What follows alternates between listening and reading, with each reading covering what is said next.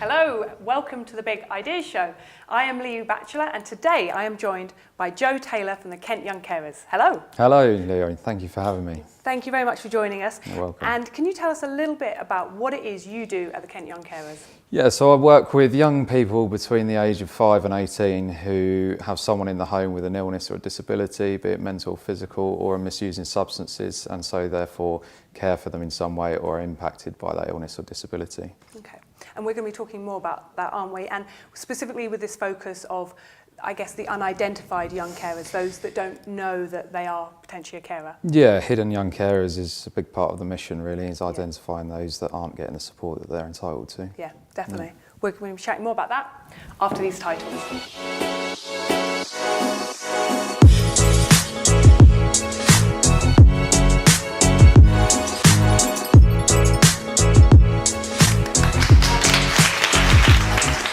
Thank you for joining us here on the Big Idea Show. This is the show all about raising awareness for great local charities, initiatives, people and projects right here in Folkestone, Kent and further afield. We are here at the Grand in Folkestone for this episode, so a huge thank you to them as well as our sponsors, the Glass Whiteboard Company, and all of our contributors that you'll see at the titles at the end. We are continuing our theme of opportunities and support for young people, and of course, I thought Kent Young Carers is a perfect fit for that. So, Joe, thank you very much for joining us today. Thank you very much for having me.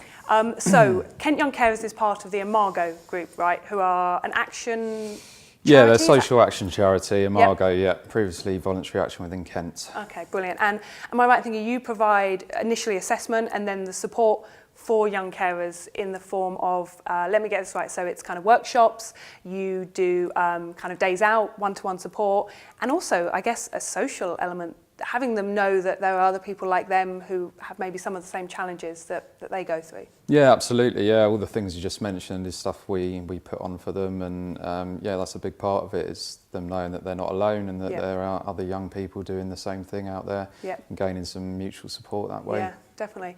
And I know a lot of people out there may have kind of seen lots of things about young carers, some of the amazing stuff they do, but also a lot of the challenges on things like comic relief. But I want to take a slightly different approach kind of today, and to celebrate young carers, but also help people to, we mentioned at the start about identifying those people that are doing amazing things but aren't celebrated because they don't even recognise themselves as a carer.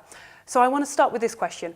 What is it like for a young carer? What is the experience for them of their day-to-day life?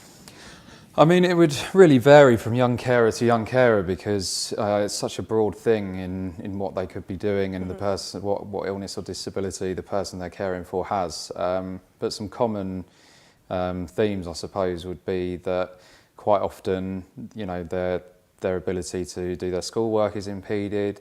It's difficult for them to have a social life outside of school.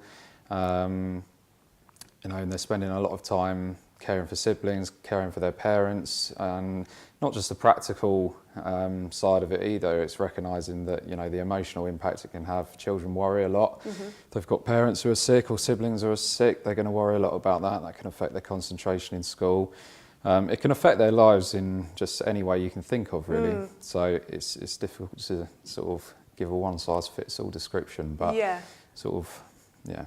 Yeah, definitely. And so the people that are kind of young carers, how often can there sometimes be resentment about some of the support that they've got to give, or is it something, I imagine they must take on a huge amount of responsibility, but also gain a lot of life skills at a very early age, right? What's the balance there? Yeah, I mean, that's kind of what we look at when we go and assess a young carer, is how much are they doing and how are they feeling about it. And, you know, a lot of them get a lot out of their caring in that they feel closer to their family, they feel like they're doing a good thing, they like helping, but also they can build up resentment if it's impacting their lives in the ways I just described, because they can feel like they're missing out on things. They see what their friends are doing that they might not be able to do, and that's where we come in, really, and we see if they're doing, you know, caring activity and they're not really feeling any of those positive outcomes, but they're experiencing a lot of the negative outcomes, and that's where we come in and work with them and try and, you know, as we said before, introduce them to other young carers, provide some respite,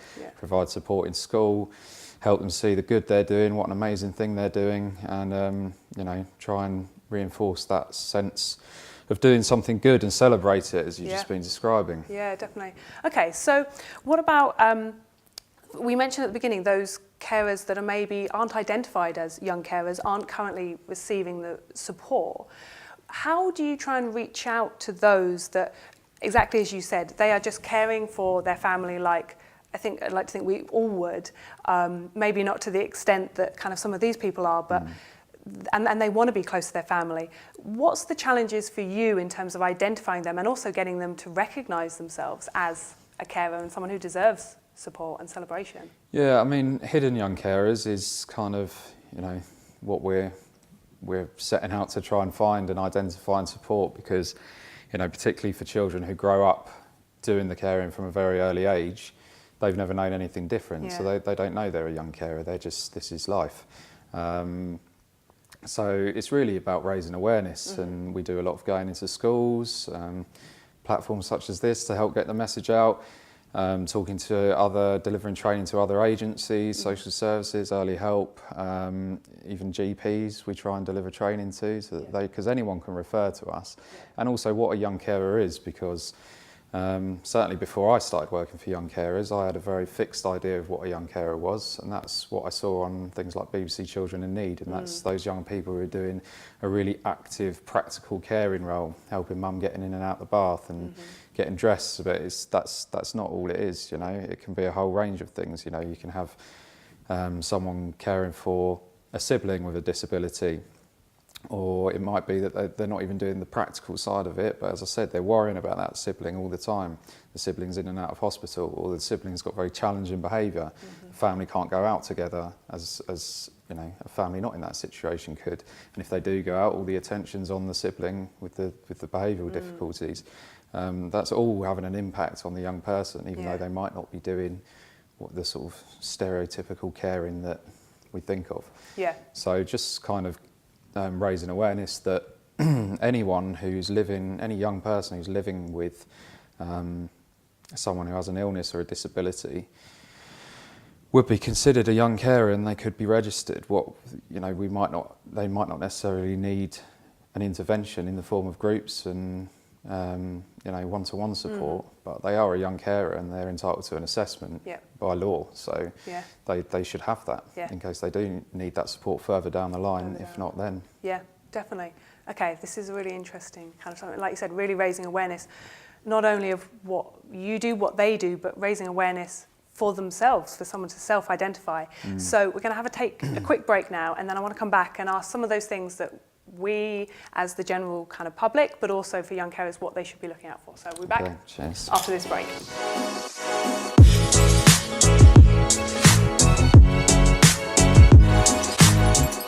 Welcome back.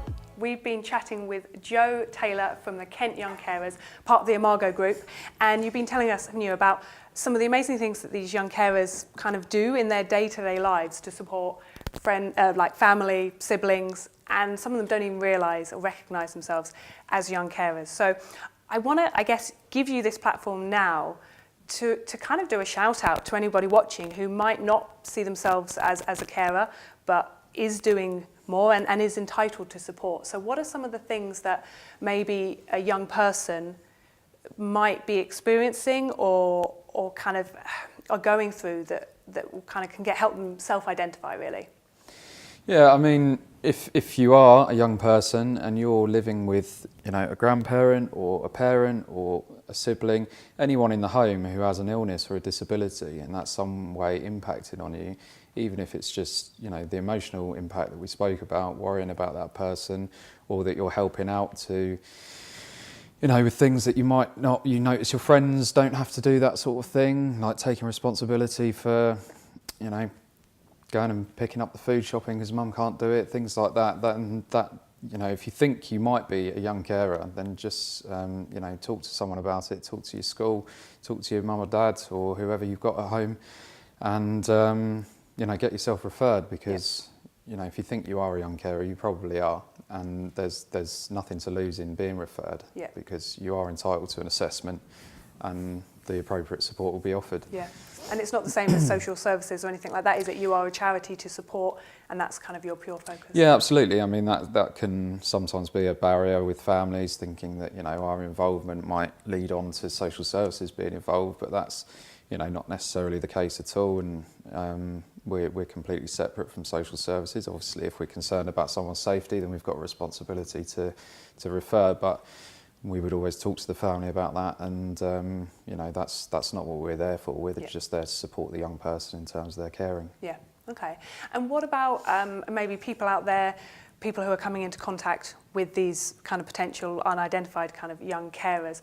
What are some of the things maybe they can be looking out for? Because I know when we spoke before, you kind of, this words came up a lot of that we know of. There are this many young carers that we know of.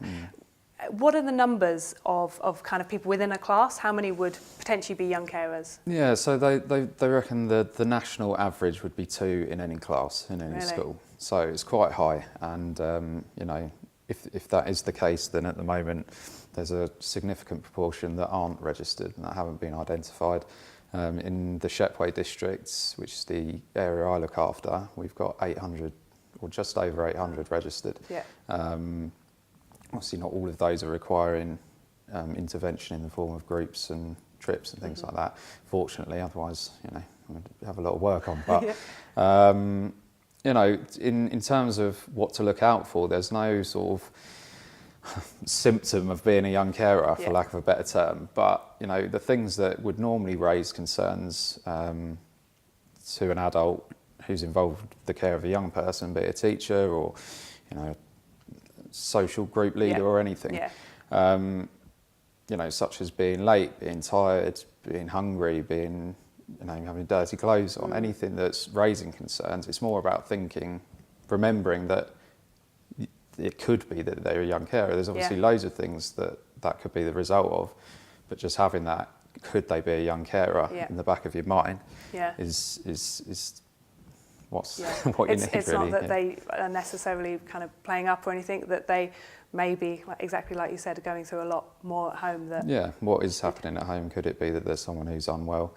And often, quite a lot of the time, parents won't talk to the school about it, or the child doesn't want to speak about it. And again, that whole thing with worrying about social services, children pick up on things, and if they've had social services involved in the past, they can be very fearful of professional involvement. But Okay. So if people want to get in touch, be they a potential young carer, be they a member of the public, or if generally they just want to kind of get involved, support in any way they can, how can they do that? The easiest way is probably just to go on our website. Yep. If you go onto imago.community, children and young people, and you can find referral forms for all our projects online, and contact details for staff for different districts in Kent and outside of Kent now as well. We're actually the biggest provider of young carer services in the country now, so we do it well. And if you think that there's someone who's a young carer, then just get them referred, because there's absolutely nothing to lose, and it could make a real difference to them. Definitely. Jo, it's been wonderful talking to you. Thank you so much, and well done with all the great work that you and the rest of the team at Imago are doing. Thanks very much. Cheers for having me. Thank you. And thank you very much to our wonderful audience. I hope you have enjoyed this discussion within our theme of opportunities and support for young people. There is Jo's interview and many more coming up throughout the month that you can tune into if this is a subject that you are passionate about. I have to say a big thank you to our wonderful audience who have been here tonight, to of course the venue, which is the Grand here in Folkestone, to our sponsors, the Glass Whiteboard Company, I was going to say the Big Ideas Show, the Glass Whiteboard Company, and of course to our contributors. We have our crew, who is Hannah, Maddie and Gary. We have Hacks from Prisma Broadcast, we have Erin from 6-2, and we have Warren from Flourish. So a huge thank you to all of them. And if you would like to support the Big Ideas Show in any way whatsoever, maybe you have an idea that you think that you want to come and share with us, or if you can support us get these ideas out to more people and support more people in the community, then please do get in touch. It's the Big Ideas Show on all the social channels and online. So that's everything for us for this episode. We look forward to seeing you in another episode soon.